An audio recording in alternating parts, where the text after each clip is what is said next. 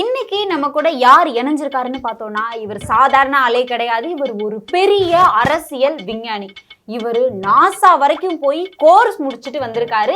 அது மட்டும் கிடையாது, இவரோட மூளை பார்த்தோம் அப்படின்னா சாதாரண மனுஷங்களுக்கு இருக்கிற மூளை கிடையாது, அபாரமான மூளை இவர்கிட்ட இருக்கு.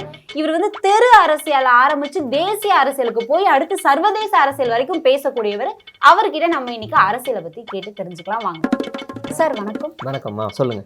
சார், நீங்க முதல்ல எப்படி இந்த தளத்துக்கு நீங்க வந்தீங்க? எப்படி நீங்க அரசியல் கத்துக்க ஆரம்பிச்சீங்க? அதை பார்த்துக்கிட்டிங்கன்னா, நான் இங்கே வர்றது என்னை இன்ஸ்பிரேஷனாக நிறைய பேர் எடுத்துக்கலாம். ஏன்னா நான் ஒரு சாதாரண ஒரு கட்சிக்காரருக்கு டிரைவராக இருந்தேன். 7வது வட்ட பகுதி துணைத் தலைவருக்கு வண்டி அவர் வச்சுருந்தார், பெரிய காரை, டிரைவராக இருந்தேன். அவர் எங்கேயாவது கூப்பிட்டு போனால் வாடா சமோ வண்டியரா அப்படின்னா வண்டி எடுப்பேன். அப்போ பின்னாடி உட்காந்து ஃபோனில் பேசிகிட்டே இருப்பார். அது பிரச்சனை, இது பிரச்சனை, கட்ட பஞ்சாயத்து அப்படின்னு எல்லா கட்சியும் பேசிட்டே ஃபோனில் பேசிட்டே வருவார். அப்போ நான் அப்படி பார்த்துட்டே இருப்பேன் மிரரில், அப்படியா அப்படின்னு. ஆனால் அவரும் கொஞ்ச நாளில் அரசியல் விமர்சகர் ஆகிட்டார்.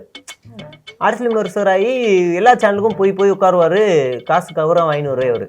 அப்போ நான் பார்த்தேன், ஓஹோ, அப்போ நம்ம டிரைவரு தொழில் உங்களுக்கு தெரியும், சொல்ல வேண்டாம். 1500 ஒரு தினக்கூலினா 500 டீசல் போயிடும், 1000 ரூபா தான் பிடி போகிறோம்.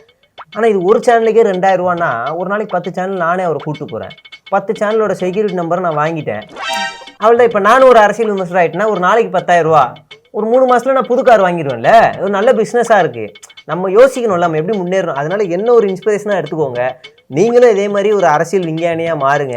ஒரு 10 சேனலில் கான்டாக்டை பிடிங்க, கண்டதை உளருங்க, நல்லது நடக்கிற மாதிரி அப்படியே ஏதாவது பேசுங்க, சம்பாரிச்சு வாழ்க்கையில் முன்னேறிடலாம். அரசியல் விஞ்ஞானியாக எல்லாருக்கும் வாழ்த்துக்கள். அவள்தான், இது ஒரு பெரிய விஷயமே இல்லை. அவள்தான். ஓகே சார், அடுத்த கேள்விக்கு போயிடலாமா? இப்போ ஈரோடு இடைத்தேர்தல் நடந்து முடிஞ்சிருக்கு. ஒரு கட்சி டெபாசிட் போயிடுச்சு, ஒரு கட்சி நல்லா வின் பண்ணிருக்கு. பெரிய கட்சிகள், சில பல கட்சிகள் நிற்கவே இல்லை. அதை நீங்கள் எப்படி பார்க்குறீங்க?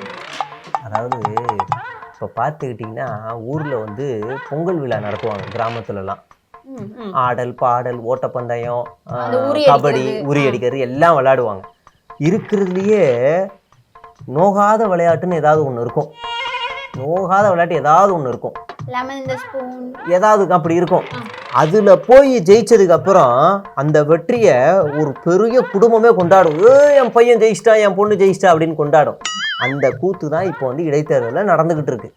புரியுதுங்களா? ஆப்பனண்ட்டில் எல்லாம் ஆளே இல்லை. இந்த ஒரு படத்தில் வருமே, இது வரைக்கும் நம்ம யார் அடிச்சிருக்கோம், பழைய பேப்பருக்கு இது வாங்குறவர், தமிழ் வாத்தியார், இந்த மாதிரி அப்படி ஆளை அடிச்சுட்டு பெரிய வெற்றி அப்படி இப்படின்னு கொண்டாடிருக்கான். நியாயமாக பார்த்தா அந்த நாம் தம்பிகள் கட்சி அதுக்கு தான் உண்மையான வெற்றி. ஏன்னா போன இடைத்தேர்தலில் 12 தான் வாங்கியிருக்காங்க. அது அப்படியே டபுள் ஆகிருக்குல்ல. அப்போ அது அவங்களுக்கு உண்மையிலே வெற்றி தான். போன வாட்டியும் டெபாசிட்டுக்கால இப்போ அது வேற. ஆனால் நியாயமாக அவங்களுக்கு தான் வெற்றி.